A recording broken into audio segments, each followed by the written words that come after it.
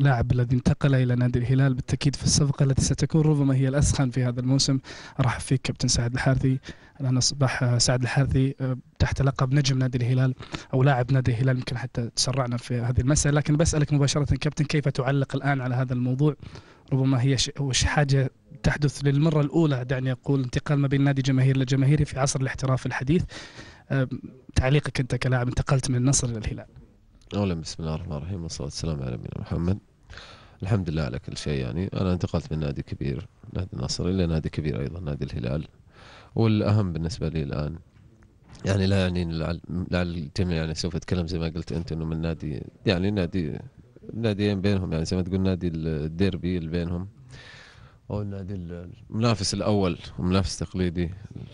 فالأهم بالنسبة لي الآن أنه أكون عند حسن ظن من ضاع ثقتهم فيني. نظرتي للأمام مع نادي الهلال الآن من خلال التمارين مع زملاء اللاعبين أحاول أكسب ثقة زملاء اللاعبين، ثقة المدرب، ثقة الإدارة اللي وضعت ثقتها فيني من خلال هذا العقد اللي أبرم اليوم مع صاحب السمو الملكي الأمير نواف بن سعد.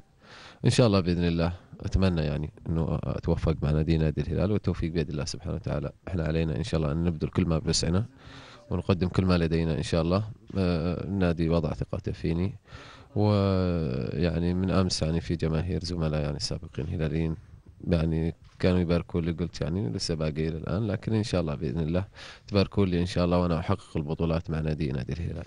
كابتن، الرسم الفني اللي يدور في ذهنك الآن، باقي لك شهر حتى تدخل في فترة مسموحة لك باللعب، في ذهنك كيف يدور؟ كيف سترسم نفسك فنيا من خلال التدريبات، من خلال الاستعداد للمشاركة؟ والآن في برنامج إن شاء الله متفق عليه إن شاء الله خلال الشهر القادم، هذا شهر يناير، مع نادي الهلال.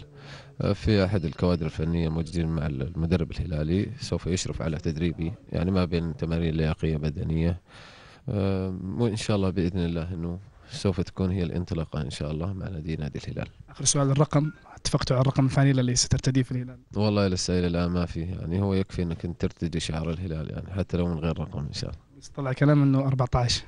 والله ما أدري عن أي شيء، لو كان 14 حلو يعني لو كان 14 يوم 14/11 كان هو يوم زواجي، فأعتقد أنه يوم بالنسبة لي يوم محمود، وإن شاء الله بإذن الله أنه ربي يوفقنا الأهم مع نادينا نادي الهلال.